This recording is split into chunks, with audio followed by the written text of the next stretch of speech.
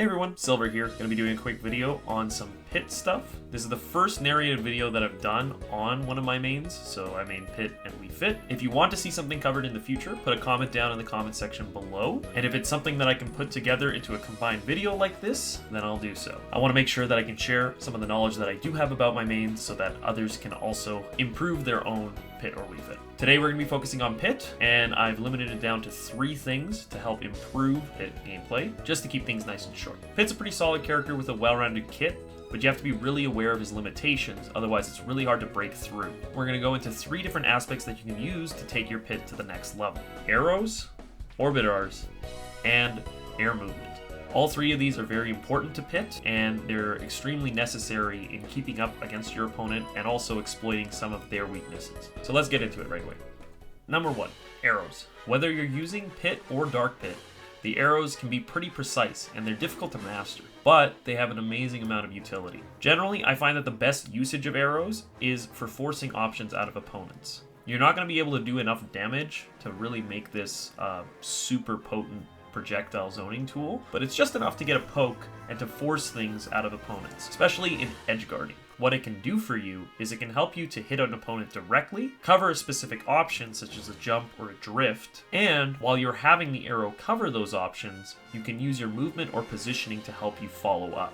This might give you an opportunity to close in, or this might help you to stay far away, well positioned, and not take any risks. In neutral, you can often find this being the case for blocking lanes, both air and grounded. It's very important to keep in mind that you can cover both lanes and help to maybe force the opponent to take a certain route towards you. In neutral like this, what you can do is you can fire an arrow straight down. This will basically cover the grounded lane to make it a lot harder for people to just kind of dash forward, because what's going to happen is if they want to actually deal with the option, they're going to have to go through it. This arrow is going to force some option out of the opponent, whether it be them shielding, whether it be them jumping around it, rolling through, maybe reflecting. Either way, they won't be able to just simply run past. Similarly, you can do something like this with the air. If I shoot my arrow up here, I can potentially cover anything that arrow line passes through. Whether or not I'm firing directly up, whether or not I'm doing it from slightly in the air, I can basically block a whole bunch of different pathways that they can try and drift down. This helps, especially in terms of sort of contouring the opponent's approach so that it's a little bit more predictable and easy to handle. If I discourage a lot of grounded movement, their option might be to jump from above and come in from above. However, if they're doing it from too far away, it gives me a lot of time for me to potentially try an anti-air, or maybe space around, go backwards or whatnot. The second usage you can also do for arrow is to help you recover. Basically, you can put a hitbox out to cover some of the potential spots that an opponent might end up hanging around. For example, maybe characters are looking to 2-frame pit, or otherwise they're trying to go out to edge guard. However, you have to be very careful about where you position yourself. Being too close can put you in danger, and missing arrows can be quite costly. Even if the opponent doesn't punish you for missing an arrow, it can sometimes help make your recovery a little bit too linear in the timing. By taking a bit too much time using arrows, you might be making the edge guard easier. That being said, sometimes we will have to use hitboxes to actually cover ourselves, since up B has no hitbox. Now, most of what I just said relates to pit, but for dark pit you can also use the arrows too. Dark pit scenarios are more limited because his arrows don't arc as much, but at the same time you have to factor that into your setup. Maybe there's a certain way that you've got to move around so that you can poke and potentially threaten certain options in the same way that you might with a pit arrow. Arcing aside, Palutena's bow doesn't have as much pack to its punch, which also makes it a little bit weaker in neutral when you're trying to discourage people from taking certain lanes. Silver bow actually does a better job at this, and especially against characters where it's harder to punish recoveries, simply because you get to use more of the utility of that stronger arrow in neutral. It's not the only reason you might pick pit or dark pit for a matchup, but it's maybe a factor. Going into number 2, let's talk about Orbitars. Orbitars are pretty good. What makes them good? Well, I'd say it's because they're somewhat like a neutral air dodge, except you don't have to burn one to use it. This adds value to your disadvantage because you get to choose an alternative method for landing that can also be used to turn the situation around. Now, there's one big downside to this, and it's the commitment. It's a longer startup at frame 7, and there is end lag to release the move, 18 end lag to be precise, which is punishable. What's more, although you do have reflectors and wind boxes, Pit's actually completely vulnerable the entire time. So, if your opponent's precise, they can actually poke Pit as he's doing Orbitars.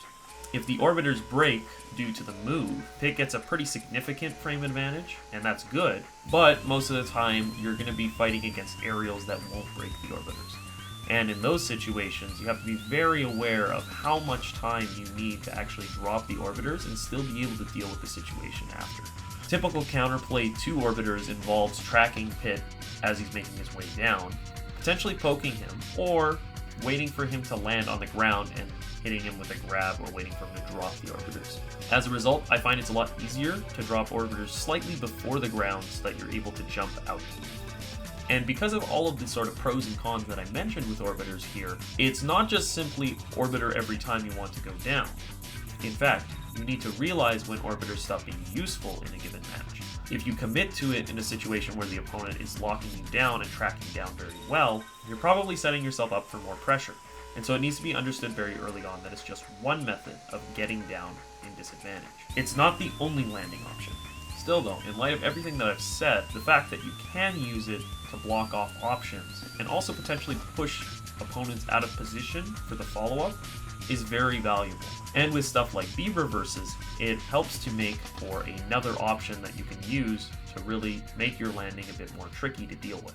For people who haven't solved Orbitars, this can be a bit of a nightmare in terms of handling Pit's disadvantage. Lastly, let's talk about air movement. So multi-jumps give Pit a lot of movement and range of motion in the air, but his airspeed's actually not that good. There are some issues with staying in the air for too long. If you're preparing for an interaction, it's a little bit hard to compensate for the speed at which some other characters can come in, whether that be from the ground or from the air as well. As a result, what becomes very important is that Pit players make their air movement very clean and efficient. Fine-tune the movement so that it's only what's necessary, not fluff. Generally, I'd say you're better off playing neutral or dealing with advantage states in a grounded situation. Generally, I'd say you'd be better off playing neutral or advantage state from the ground. His dash is pretty fast and his grounded movement is just going to help you keep up. At the same time though, you can lift off a little bit from the ground, but staying low is what I would recommend.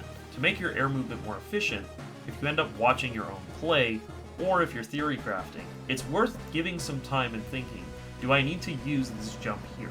Instead, is there a different way that I could be drifting? Is there a way that I could be moving around that doesn't commit as hard?